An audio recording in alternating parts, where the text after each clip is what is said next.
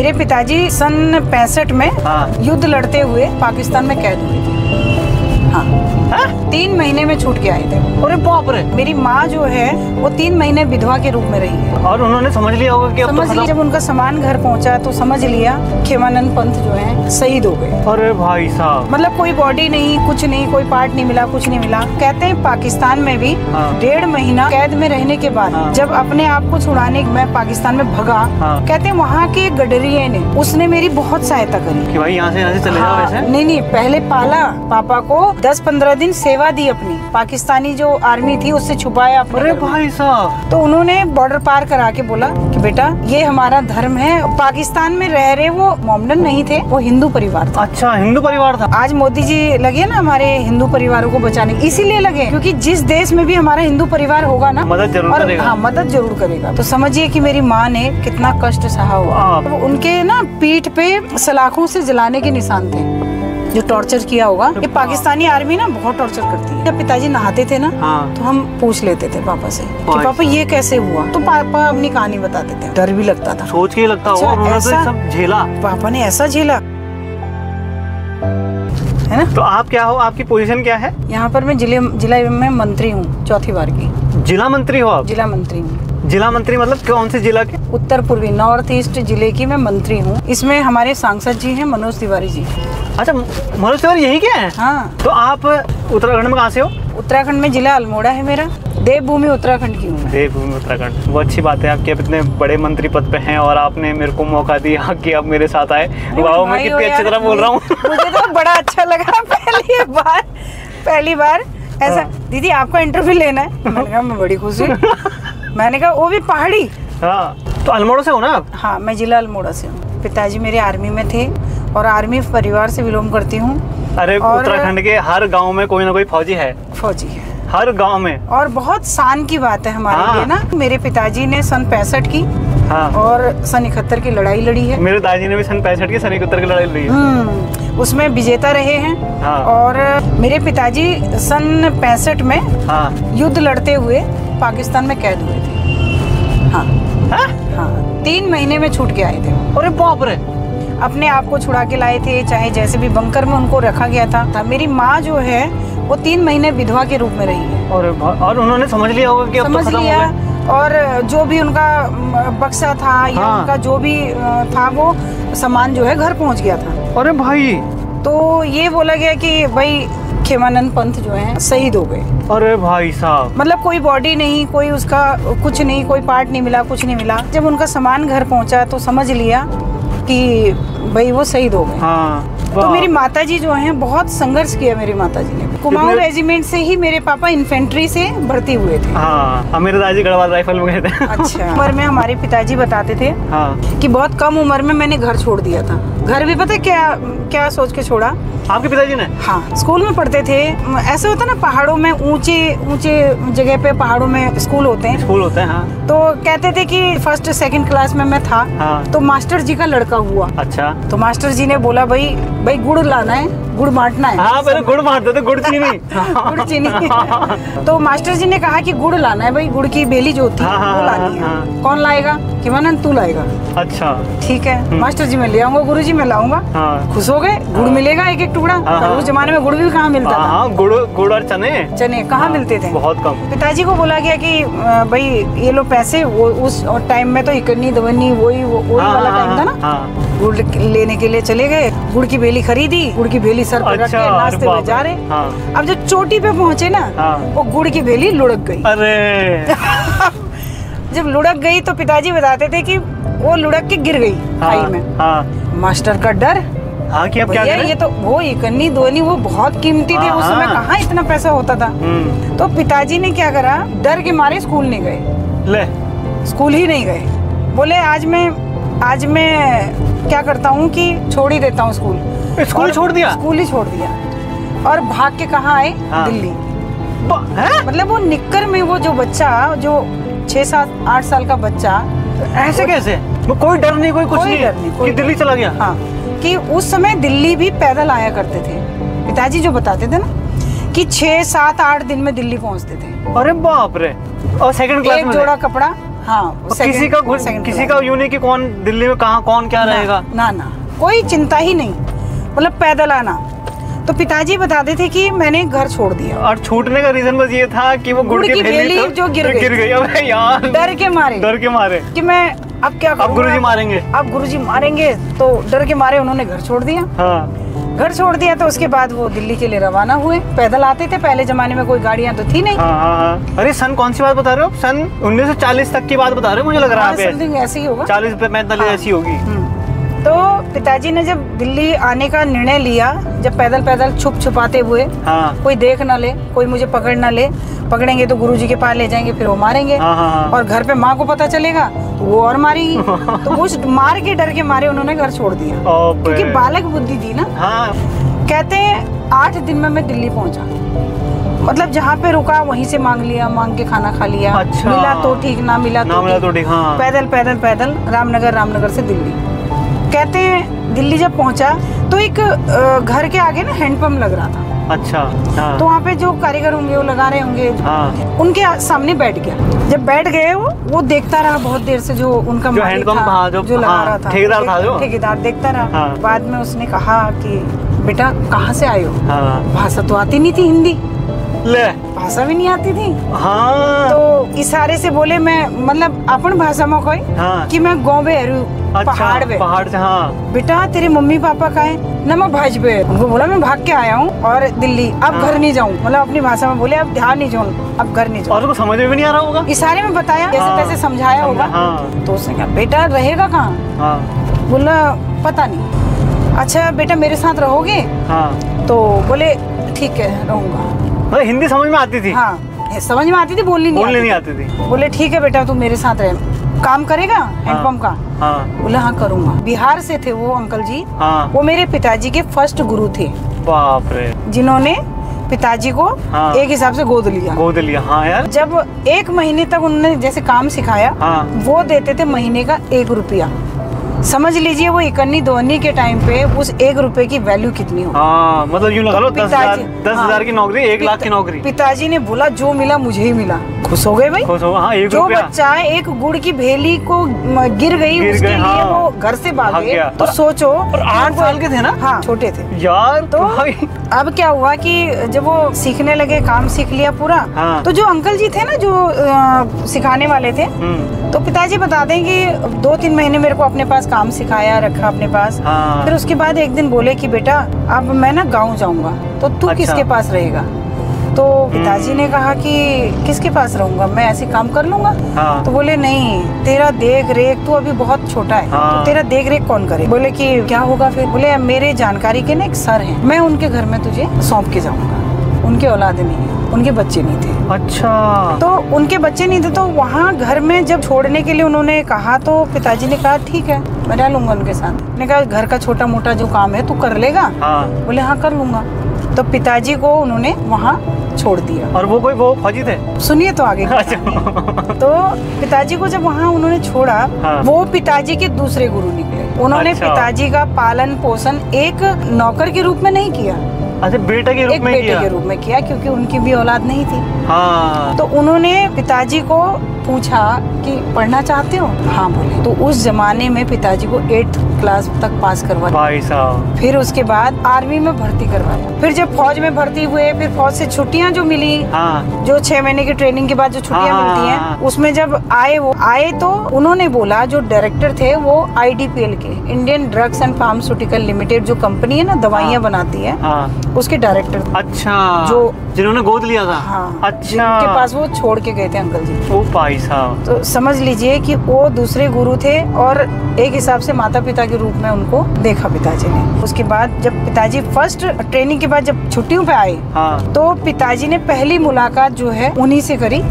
तो पिताजी को उन्होंने कहा कि बेटा फर्स्ट गुरु तुम्हारे बिहार के थे, पहले आप चरण स्पर्श उनके करने जाओ। वहाँ से आने के बाद पिताजी ने माता पिता, माँ को तो भूल ही गए थे। हाँ यार, 8 साल मतलब कितना, 8 साल का बच्चा और अब 15-16 साल का जब होके आया तो भूल ही गया होगा। बाप रे। फिर उन्होंने कहा अब जाओ तुम घर, इतने सालों बाद अब जाओ तुम घर, और अपने माता जी से मिलकर आओ। अब जब पिताजी गए, हाँ। जब गुरुजी कह रहे तो जाना ही है, हाँ। गए गाँव। तो जब दादी जो थी हमारी, इतने सालों बाद जब बेटा आ गया तो उन्होंने कहा अब नहीं जाने दूँ। अरे हाँ, अब तुझे मैं बिल्कुल नहीं जाने दूंगी। उनकी भी तो ऐसी, भाई बेटा छोटा बच्चा ऐसी वो उनको ये लगा भाई खत्म हो गया। अब हाँ, कहाँ गया बच्चा, एक ही बच्चा था। हाँ, ना बहन ना ना भाई। जब गए गांव में गए तो दादी ने बोला कि मैं तो शादी करूंगी तेरी। अच्छा, तो आ गया है, हाँ। तो अब तू जाएगा नहीं। पर पहचान लिया है? हाँ, पहचान लिया। आपकी दादी को भी क्या रोना है होगा उस टाइम में कि भाई बच्चा आ गया है वापस। समझो कि इतने सालों बाद,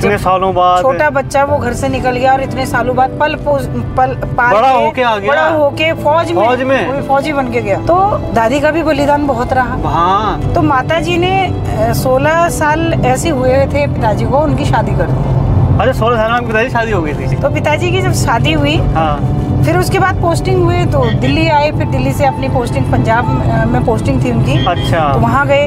वहाँ जाने के बाद जब मेरा बड़ा भाई था शायद, अच्छा, तो जब आर्मी ये लड़ाई लड़ी ना 65 तो जब बड़ा वाला भाई पैदा हो गया था। तो मतलब जब कितने साल के थे फिर आपके पिताजी? 18-19 साल के होंगे। और तो पाकिस्तान चले गए लड़ने के लिए? पाकिस्तान में वो एक था मैप बताने वाला, पापा डॉक्टरी साइड से थे। अच्छा। हाँ, डॉक्टरी साइड से थे। उनका काम था जिसको भी गोली लगे उसको पीछे करना। अच्छा। उसको गोली निकाल के फटाफट फर्स्ट एड देके पीछे करना। हाँ। तो जो मैप बताने वाला था, हाँ। उसने कहा यार पंडित मैं तो आगे नहीं जाऊंगा। अच्छा। और डॉक्टर को गोली लग गई, तो जाएगा कौन? पिताजी ने कहा मैं तो जाऊंगा भाई, मेरा धर्म है, मैं आगे जाऊंगा। तो पिताजी जो है आगे गए तो आगे बॉर्डर पार कर गए गलती से। अच्छा। कैद हो गए। तो फिर उसके बाद भाई मेरा हो गया था बड़ा वाला। तो मेरी मम्मी 6 महीने के बच्चे को लेकर, हाँ। जब 6 महीने का मेरा भाई था, हाँ। तो 6 महीने के तब लड़ाई हुई तो पिताजी कैद हो गए और 6 महीने के बच्चे को लेकर मेरी मम्मी मायके गई। मतलब भाई साहब, मतलब ससुराल में भी टोने, पहले होता ही ऐसा था ना, उन्होंने टोन मारना शुरू करा कि भाई हमने तो भाई खो दिया, ये वो। अच्छा। हाँ, वो मतलब आरोप आपकी माता जी पे लगने लग गया कि भाई इसकी वजह से। हाँ, ऐसा। हाँ, ये होता भी था पहले, ये होता था कि पुरुष प्रधान हाँ केस था हमारा, ये होता था पहले। आज तो महिलाओं को काफी सुविधाएं मिल गई, काफी मान सम्मान मिल रहा है। तो उस जमाने में नहीं था इतना, नहीं था। तो फिर उसके बाद माता जी जो है परेशान होके मायके चली गई। अच्छा। कहती है सावन की जो गंगा होती है ना, मैं राम गंगा के किनारे की हूँ। हाँ। तो सावन की जो गंगा होती है उसको पार करके मैं 6 महीने के बच्चे को गोद में लेके मैं मायके गई। बाप रे। तो समझिए कि मेरी माँ ने कितना कष्ट सहा हुआ। और बच्चा छोटा सा। बच्चा छोटा। फिर उसके बाद जब पिताजी वापस आए, जो इंजीनियर जो मैप बताने वाला साथ में था, तो उसका कोर्ट मार्शल होने वाला था। तो पिताजी जब जिंदा निकले, कहते हैं पाकिस्तान में भी वो जमाना शायद अच्छा रहा होगा। पाकिस्तान में 1.5 महीना मैं कैद में रहने के बाद, जब अपने आप को छुड़ाने के बाद जब मैं पाकिस्तान में भगा, पता तो था नहीं रास्ता। कहते हैं वहाँ के गडरिये ने, एक भेड़ पालने वाला जो होता है गडरिया, उसने मेरी बहुत सहायता करी कि भाई यहाँ से चले जाओ ऐसे। नहीं, पहले पाला, पापा को 10-15 दिन सेवा दी अपनी, छुपाया, पाकिस्तानी जो आर्मी थी उससे छुपाया। अरे भाई साहब। हाँ, तो कहते हैं कि उस समय मरहम पट्टी उन्होंने करी। मुझे फौज ढूंढ रही थी पाकिस्तान की। अच्छा। अगर वो मेरी सेवा नहीं करते तो शायद हो सकता था मैं जिंदा वापस नहीं आता। उन्होंने ही बॉर्डर पार कराया। अच्छा। तो उन्होंने बॉर्डर पार करा के बोला कि बेटा ये हमारा धर्म है, हो सकता है कि भाई पाकिस्तान में रह रहे वो मोमडन नहीं थे, वो हिंदू परिवार था। अच्छा, हिंदू परिवार था। हिंदू परिवार ने पिताजी की सेवा करी। अच्छा। फिर उसके बाद बॉर्डर पार कराया। तो फिर उसके बाद पिताजी ने कुछ समय बाद ऑर्डिनरी रिटायरमेंट ले लिया। अच्छा, वॉलंटरी पहले ही। हाँ, रिटायरमेंट ले लिया। यहाँ सेकंड जॉब पे जब लगे, वो उसी डायरेक्टर के पास लगे एज ए एडवाइजर, जिसने पाला था। तो वो एज ए एडवाइजर के रूप में पिताजी उनके लगे। आप समझिए कि एक डायरेक्टर का एडवाइजर। तो पिताजी की कहानी इतनी अच्छी थी कि हमारे लिए प्रेरणा है। हम उसी प्रेरणा को लेके आज चलते हैं। वो है भी अभी है। पिताजी नहीं है मेरे। मतलब 8 साल का बच्चा एक गुड़ की भेली के लिए डर के मारे भाग गया। दिल्ली आया, कुछ नहीं पता। और मतलब वो तो गोलजू देवता ही है जिन्होंने ठीक वो हमारे कुल देवता हैं। तो उन्हीं के देवभूमि उत्तराखंड से हूँ, उन्हीं का जो आशीर्वाद है ना, और हमारे कुल देवताओं का, कुल पितरों का जो आशीर्वाद है, उन्हीं की वजह से वो जिस भी हाथ में पड़े वो सुरक्षित हाथ था। वही तो, एक दो इसकी वजह से वो मतलब जो बिहार से थे, फिर जो डायरेक्टर, हाँ, फिर वहाँ भी पाकिस्तान में भी वहाँ भी मिले, वहाँ भी उनकी सुरक्षा करते हुए, हाँ। जब पाकिस्तानी आर्मी उनको ढूंढ रही थी तो वहाँ सुरक्षित उनको बॉर्डर पार कराया। समझिए, वो तो सेवा करी पहले, तो सेवा करी पहले। आज मोदी जी लगे ना हमारे हिंदू परिवारों को बचाने, इसीलिए लगे क्योंकि जिस देश में भी हमारा हिंदू परिवार होगा ना, मदद जरूर करेगा। हाँ, मदद जरूर करेगा। भावनाएं होती है हमारी, हिंदू की एक भावना होती है ना कि खुद की स्वयं की मदद बाद में करेंगे, वो सामने वाले की पहले करेंगे। मेरी माता जी ना आर्मी के खिलाफ थी। मेरी माताजी कहती थी पिताजी को जब दिल्ली में ढूंढा तो ये राजस्थान में मिलते थे, राजस्थान में ढूंढते थे कश्मीर में मिलते थे। पहले फोन तो था नहीं, और पिताजी की वजह से, मतलब पिताजी शहीद हो गए, कह दिया मैं 3 महीने विधवा के रूप में रही हूँ, इसलिए मैं कोई भी बच्चा अपना आर्मी में जाने नहीं दूँ। लेकिन मेरा बड़ा वाला भाई था ना, उसने 10th जो है दिल्ली टॉप करी। अच्छा। 12th उसने हरियाणा टॉप करी। अच्छा। तो बड़े वाले भाई के मन में था कि नहीं, आर्मी में जाना है। अरे यार, तो वही ब्लड तो वही था ना, तो आर्मी में जाना है। ये पहाड़ियों में होता ही है। हाँ, हर पहाड़ी होगा कि 12वीं के बाद फौज तो सोचेगा ही सोचेगा। हाँ, जब भाई ग्रेजुएशन में था, शायद 2nd ईयर में था, उसके बाद भाई ने ना चुपचाप फॉर्म भर दिया आर्मी का, और फॉर्म भरा, फिजिकल जो है दे दिया। जब रिटर्न की बारी आई, रिटर्न भी पास कर गया। जब उसका वहाँ ट्रेनिंग के लिए जाना था उसने पूना, तब बताया। अच्छा, घर में कैसे, हाँ, घर में कैसे बताया कि हम लोग ना सारा पूरा परिवार शाम को इकट्ठा होके खाना वाना खाते थे। तो एक लय में वो उसने बोला, क्योंकि पता था माताजी विरोध करेंगी, एक लय में बोला पापा आर्मी के ना फॉर्म निकले थे। पापा ने बोला फिर, इतने में मम्मी जी बोल पड़ी तो क्या हुआ? तो बोला कि फॉर्म निकले थे, मैंने वो भरा, मैंने फिजिकल दे दिया, मैंने रिटर्न दे दिया, अब मेरी पोस्टिंग पूना में है, मैं परसों मुझे निकलना। इतना कह के वहाँ से भग लिए। अच्छा। कि मम्मी पिटने के डर के मारे। हाँ, मम्मी बोलेगी कि कोई जरूरत नहीं जाने की। रोना धोना शुरू। अरे मम्मी ने कहा कि भाई ये क्या किया तूने, मतलब मैं जाने नहीं दूंगी, मैं ये वो, पिताजी ने ऐसे परेशान किया, ऐसे रहे वैसे रहे। फिर पिताजी ने समझाया, पिताजी ने कहा ये तो हमारे लिए गर्व की बात है कि मैं फौज में था, मेरा बेटा फौज में जाएगा। मैं तो चाहत रखूंगा कि मेरे जो नाती पोते वो भी फौज में ही जाए। क्यों ऐसा सोच रही हो? मेरे साथ ऐसा हुआ, लेकिन आज समाज बहुत बदल गया। तो फिर पिताजी ने मनाया माँ को, छोड़ने भी माँ ही गई। माँ पिताजी दोनों गए रेलवे स्टेशन तक। तो आर्मी का इतिहास रहा है, रही होंगी 25-26 साल की। अच्छा, तो आपकी शादी यहीं से हुई या फिर वहाँ से, उत्तराखंड से? शादी तो मेरी गांव से हुई है। अच्छा, गांव से? हाँ। अच्छा, ठीक है। अगर हम डायरेक्टली यहाँ कूदे कि आप राजनीति में कैसे आए? राजनीति में आने का भी एक कहानी है पीछे। क्या था कि अन्नपूर्णा जी मेयर थी। तो अन्नपूर्णा जी मेयर थी तो पहले वो पार्षद बनी। एक दिन ऐसा हुआ कि चुनाव का टाइम था। हमारे यहाँ से विधायक हुआ करते थे साहिब सिंह चौहान। अच्छा। अब गली वालों ने बोला कि नेहा तुम्हारे घर पे बैठक रख लें। अच्छा। मैं उस समय कुछ भी नहीं थी, ना कोई पद पे थी, ना कुछ थी, एक वोटर थी, भाजपा की सपोर्टर थी। अच्छा। ऐसे गली वालों ने बोला नेहा आपके घर पे बैठक रख ले, एक छोटी सी 20-25 लोगों की। मैंने कहा रख लो। आए जी, उनके चाय पानी का व्यवस्था मैंने करी। वैसे भी हम तो हैं चाय वाले। हर पहाड़ी है, हम चाय वाले हैं।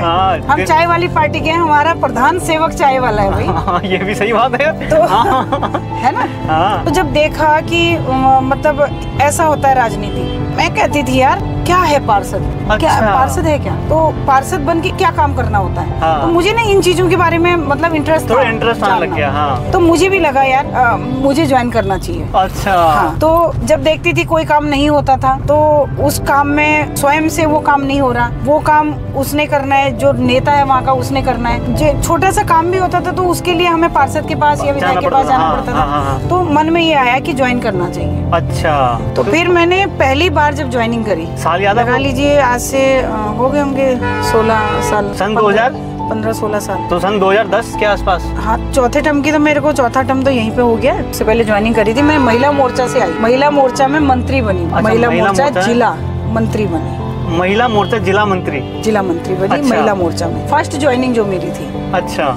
तो विद इन 6 मंथ के अंदर हाँ। मैं मेन बॉडी में मंत्री बन गई, मेन बॉडी में आ गई। उस समय हमारे सांसद जी थे और हमारे एक मेहरा भैया थे, अच्छा। वो संघ के थे, तो उन्होंने जैसे मेरी कार्यशैली को पहचाना होगा, हाँ। तो मेरे बहुत बड़े सपोर्टर थे, जैसे कहते हैं गार्जियन। अच्छा। तो उन्होंने बोला हमारे सांसद जी को हाँ। कि इस महिला को आगे लेके आओ, इसको ना इसके अंदर गट्स हैं, इसको आगे लेके आओ। तो 6 महीने के अंदर हाँ। महिला मोर्चा में आए हुए मुझे 6 महीने हुए थे। लोगों ने ये सोचा कि यार कैसे, हाँ। मतलब ये डायरेक्ट मेन बॉडी में कैसे आ गई? मेन बॉडी में महिला मोर्चा से कैसे आ गई? हाँ। पहले तो मेरे महिला मोर्चा में आने का ही किसी को पता, मतलब ऐसे अचंभित हुए लोग, हाँ। कि यार ये तो कभी राजनीति में मतलब दूर ही रहती थी, हाँ। कैसे आई? फिर भी समय कहते हैं ना, हाँ। वही है वही जो राम रचि रखा। हाँ, हाँ। प्रभु रास्ता बनाते हैं। अरे आपको तो गोंजू देवता पहले से ही सपोर्ट कर रहे हैं, हाँ। आपको तो पिताजी के टाइम से ही कर रहे हैं पिताजी के support। टाइम से ही सपोर्ट कर रहे थे। तो उस मतलब समय आप महिला मोर्चा की मंत्री बने ना? हाँ। हाँ। फिर उसके बाद महिला मोर्चा की मंत्री बनने के बाद 6 महीने के अंदर, हाँ। उसी कार्यकाल में मैं मेन बॉडी में मंत्री बनी। अच्छा। फिर उसके बाद सेकंड टर्म आया, मोहन गोयल जी का टाइम आया, हाँ। वो अध्यक्ष जी थे, हाँ। उनके टर्म में भी मैं मंत्री रिपीट हुई। अच्छा। फिर थर्ड टाइम आया पूनम चौहान जी का, इसमें भी मैं मंत्री रिपीट हुई। मतलब 3 टर्म में मैं मेन बॉडी में, हाँ। 1 टर्म में महिला मोर्चा में मंत्री ही रही हूँ। अच्छा। मुझे पार्टी ने बहुत कुछ दिया, मान दिया, सम्मान दिया। तो मैं ये कह सकती हूँ कि मेरी पार्टी ने मुझे, भाजपा ने मुझे बहुत कुछ दिया है। और आने वाले टाइम में हमारी महिलाओं के लिए बहुत अच्छा समय आने वाला है। सीएम तो महिला ही हो गई। सीएम महिला है हमारी। हाँ। मैं आदर्श मानती थी सुषमा स्वराज जी को। अरे हाँ, वो थी, वो सबकी हाँ। फेवरेट थी। मैं सुषमा स्वराज जी, मैं मिली थी ना उनसे काफी साल पहले। हाँ, एक शादी में मिली थी। अरे भाई साहब, मैं ना उनको प्रेरणा मानती हूँ। आज उनकी बिटिया हैं बांसुरी स्वराज जी, वो भी सांसद हैं। तो हमारे यार आप तो कितने बड़े बड़े नेताओं से मिले होंगे ना? आप मोदी से पर्सनली मिल रहे हैं मोदी से? हाँ, एक बार जब दिल्ली में कॉलोनियां पास हुई थी, हाँ, तो उस समय में RWA की तरफ से मोदी जी से मिलने के लिए हम लोग दिल्ली से 50 लोग थे। हाँ। हम लोग मोदी जी के आवास पे गए थे। अच्छा। मोदी जी से मिले हुए, डिनर करा हुआ है हमने मोदी जी के साथ। भाई साहब, यार आपकी तो मतलब गजब ही है यार। बहुत खुश नसीबी है हमारी। हाँ, आप उनसे मिले? योगी जी से मिले? योगी आदित्यनाथ जी से नहीं मिले, वो तो हमारे उत्तराखंड के ही है। हाँ, उत्तराखंड मिल जाएंगे कभी ना कभी। हाँ, मिल जाएंगे और क्या, कभी ना कभी। पहाड़ी इतना ऊपर जाना भी बहुत अच्छी बात है। आज हमारे उत्तराखंड का एक एक निवासी ना, हाँ। बहुत अच्छी पोस्टों से रिटायरमेंट लेके, आज डोभाल जी देख लीजिए ना। डोभाल जी तो बात ही अलग है। बात ही अलग है ना। हमारे रावत जी जो शहीद हुए। हाँ, अरे यार उनका बड़ा दुख होता है। विपिन रावत जी, उनका बड़ा दुख होता है। मतलब एक से एक बढ़कर है यार। मैं समझती हूँ कि उत्तराखंड का एक ऐसा घर नहीं होगा जहाँ से एक फैमिली का एक बच्चा आर्मी में ना हो। अरे सब। हाँ, तो अब आपका अगला टारगेट क्या है? मतलब पार्षद या हाँ, फिर? पार्टी ने अगर मौका दिया। हाँ। अभी मैंने जिला अध्यक्ष के लिए अप्लाई किया। अच्छा, आपने जिला अध्यक्ष के लिए अप्लाई करा है? जिला अध्यक्ष के लिए अप्लाई करा है मैंने। MLA वगैरह कब बनोगे? MLA MP वगैरह? अभी मैं इसके बाद 27 के चुनाव में मैंने टिकट मांगूंगी। अगर पार्टी दे देगी तो पार्षद का। हाँ। पर बहुत टफ होता है ना ये राजनीति, मतलब इतनी आसान नहीं है जितनी लगती है। बहुत टफ होता है कि भाई आपको घर परिवार भी देखना है। एक महिला के लिए ना, हाँ। बहुत टफ होता है। सुबह से उठ जाना, फिर उसके बाद उठने के बाद पूरे घर का काम करना। हाँ। पूरे घर के काम के बाद झाड़ू पोछा बर्तन भांडे जो भी करना है, खाना बनाना, लंच तैयार करना। हाँ। फिर ऑफिस के लिए उनके लिए पैक करना। फिर उसके बाद समय निकाल कर पार्टी को देना। पार्टी को देना। तो ये महिला के लिए बहुत टफ है। और पार्टी में तो कभी बार यूँ होता होगा भाई कि जब इलेक्शन रहते होंगे आपके। मैंने कम से कम 12 साल मैंने जॉब करी है। मैं एज ए फील्ड ऑफिसर रही हूँ एक्मे कंपनी में। अभी 2 साल पहले रिजाइन दिया। तो आप साथ साथ में पार्टी भी? हाँ। जब मैंने देखा, मैंने पार्टी ज्वाइन करी, तो तब मैंने देखा यार मुझे ना पूरा समय यहाँ देना पड़ेगा। हाँ। ठीक है, आप जॉब और ये पार्टी एक साथ नहीं कर सकते हो। एक साथ मतलब समय का अभाव था, तो मैंने रिजाइन दिया। आप तो 3 साल से मंत्री पद पे हो। हाँ, 3 साल से नहीं, 3 टाइम से। हाँ, 3 मतलब 15 साल। जॉब और वो मैंने एक साथ किया। साथ में चल रहा था? साथ। भाई साहब, आपने इतना टाइम कैसे निकाल लिया? मेरा जो साइट थी ना, वो एक्मे कंपनी में मेरी जो साइट थी वो फील्ड ऑफिसर की थी, मतलब फील्ड में मैं रहती थी। हाँ। मेरा स्कूलों का काम था। स्कूलों में मैन पावर सप्लाई का काम था कंपनी का। अच्छा। तो मेरा काम था सेटिस्फैक्टरी प्रिंसिपल से लेना। तो उसके लिए मुझे राउंड लगाना होता था। चाहे मैं राउंड एक दिन में 10 स्कूलों में लगाऊं, चाहे मैं एक दिन में एक ही लगाऊं। मुझे महीने के एंड में सेटिस्फैक्टरी देनी होती थी। कोई चालान ना कट जाए, कोई कुछ ना हो जाए। तो उसके लिए जो मुझे टाइम मिलता था ना, 2 बजे मेरी छुट्टी हो जाती। 2 बजे के बाद का जो टाइम था वो मेरा पार्टी के लिए था। ओ भाई साहब। तो मैंने नौकरी और पार्टी और घर घर तीनों संभाला है। अभी 2-2.5 साल पहले मैंने रिजाइन दिया है। वो भी इसलिए दिया क्योंकि मैं फुल टाइम राजनीति को देना चाहती थी। अच्छा, अब आप फुल टाइम राजनीति में ही हो? राजनीति। अभी बिजनेस भी करती हूँ मैं, मेरा हैंडलूम का बिजनेस भी है। हाँ यार भाई, कितना मेरा हैंडलूम का बिजनेस। पर बहुत सही लग रहा है मुझे, जो आप जिस तरह से आपके पिताजी की लाइफ जर्नी रही, जिस तरह से आपकी रही, आपकी माताजी की रही, आपके पिताजी की माताजी की रही, बहुत संघर्ष वाला टाइम रहा। आपकी मम्मी उसके बाद मेरी मम्मी का बहुत बड़ा योगदान है, जो 3 महीने उन्होंने काटे होंगे जिस तरह से। बहुत, हाँ बहुत है। वो भी पिताजी पता कैसे बताते थे, जब उनके ना पीठ पे सलाखों से जलाने के निशान थे, जो टॉर्चर किया होगा।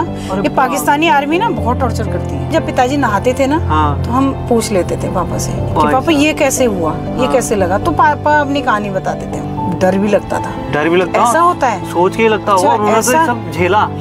पापा ने ऐसा झेला। जब मैं दिल्ली आई ना, तो मकान बनाया हमने कुछ साल बाद। तो मकान भी एक, उसकी भी लंबी कहानी है। इतनी लंबी कहानी सुनाऊंगी तो आधी रात हो जाएगी। तो मकान जब बनाया तो थोड़ा बहुत कर्जा तो होता ही है। हाँ, अरे होता ही है। तो फिर उसके लिए ना मैंने कहा, मैं बाहर निकली पहली बार। 1700 की जॉब लगी मेरी स्कूल में पढ़ाने। तो पहली जॉब आपकी 1700 की थी? पहली जॉब 1700। भाई साहब। अब वो 1700 की जॉब जो करी मैंने, 2 साल बाद स्कूल चेंज करा। और कितने साल के थे आप उस टाइम? छोटी होंगी यार, इतना कंफर्म तो याद नहीं है। मतलब मैंने जिंदगी के साल ही नहीं देखे। 17 साल की उम्र में मेरी शादी हुई। 18वां साल मुझे जनवरी से लगा। तो मैं दिल्ली आई। शादी के 1-1.5 महीना मैं गाँव में रही। उसके बाद दिल्ली आ गई, प्रॉपर यहीं रहने लग गई। फिर जब मकान बनाया तो लगा कि यार हस्बैंड को थोड़ा कर्जा हो गया, तो मुझे कुछ करना चाहिए। पढ़ा लिखा है तो उसका फायदा कुछ उठाना चाहिए। स्कूल ज्वाइन करा। आप जानते हैं प्राइवेट स्कूलों में, कॉलोनियों में जो स्कूल होते हैं उनमें ज्यादा सैलरी नहीं होती है। फिर भी वो 1700 मुझे बहुत अच्छे लगे। उससे चाय पानी का या सब्जी का कुछ खर्चा निकला, बहुत अच्छे लगते थे वो। कि मैं भी अब योगदान दे रही भाई। हाँ, बहुत अच्छा लगता, बहुत अच्छा होता है 1700। फिर उसके बाद मैंने 2 साल बाद स्कूल चेंज करा। वहाँ हुई मेरी सैलरी जो है 6500। 1700 से 6500 और भी अच्छे लगे। हाँ, कि 6500। 2-4 साल पढ़ाने के बाद मैंने हिंदी, मतलब मेरा सब्जेक्ट था। 8th क्लास को पढ़ाती थी। 6 to 8 मेरा हिंदी सब्जेक्ट था। अच्छा। और लेकिन नर्सरी से शुरू किया मैंने। अच्छा, आपको 1700 मिलते थे, आप नर्सरी शुरू करा था? 6 to 8 को मेरे को हिंदी पढ़ाने को मिला। अच्छा। फिर उसके बाद जब मेरी सैलरी हुई ना 6500, मुझे लगा यार बहुत है। फिर थोड़े कहते हैं ना, उसके साथ जरूरतों के साथ, मतलब हर ख्वाहिशें भी बढ़ती हैं, कुछ ऐसा ही। मैं कह रही बाहर ट्राई कर, तो इतना योगदान काफी नहीं है, बाहर ट्राई कर। बाहर ट्राई मतलब कैसे? बाहर कंपनी में। अच्छा। तो किस्मत से एज ए फील्ड ऑफिसर की जो निकली थी जॉब, मैंने विधायक महेश जीना से पूछा, सुरेंद्र जीना से पूछा। उन्होंने कहा हाँ है तो, लेकिन इंटरव्यू देना पड़ेगा। जब आप स्कूल पढ़ाते थे उस टाइम आप राजनीति में आ गए थे? नहीं। तो उस टाइम थे ही नहीं थी। मैं कह रही हूँ बहुत सालों तक मेरे को ऐसा था ही नहीं, नॉलेज ही नहीं था, इंटरेस्ट भी नहीं था। अच्छा। मैं खाली वोट डालना जानती थी। और दीदी एक चीज मैं आपसे पूछना चाह रहा हूँ, जो लोग यूँ बोलते हैं कि राजनीति मतलब बहुत गंदा दलदल है, यूँ बोलते हैं ना कि दलदल है, राजनीति में बहुत चीजें खराब होती हैं, कोई अपना नहीं होता, सगा नहीं होता, सही में होता है ऐसा? अच्छा एक बात बताओ, आज मतलब अगर आप अहिल्याबाई होलकर का आज जयंती थी, ठीक है, जो अहिल्याबाई होलकर जो उस जमाने में जिन्होंने मंदिरों के बचाव के लिए, हिंदुत्व को जिंदा रखने के लिए जो इतना काम किया, फिर उसके बाद अपनी फौज तैयार करी और लड़ाई लड़ी और अपना वर्चस्व जो है बनाए रखा, वो विधवा औरत थी। विधवा थी ना, तो कहीं ना कहीं उस जमाने में, क्योंकि उस जमाने में औरत सती प्रथा थी ना, सती हो जाती थी पति के मरने के बाद। फिर मुगलों का शासन आया, मुगलों के शासन में औरतों को ऐसे उठा के ले जाने लग गए, तो अपनी सुरक्षा करने के लिए औरत जो है, महिला जो है जौहर में कूदती थी, वो जमाना था। तो आज जो है टाइम, जो कहते हैं ना कि राजनीति गंदी है, गंदी सोच वालों के लिए गंदी है, गंदी हमारे लिए नहीं है। आज महिला कहाँ नहीं पहुँच गई, हमारी मुख्यमंत्री महिला, हमारी क्या कहते हैं डिफेंस में महिला, 2 महिलाओं ने अभी सिंदूर जो चलाया है, भाई देश के दुश्मनों को घुस के मारा है, वो महिला।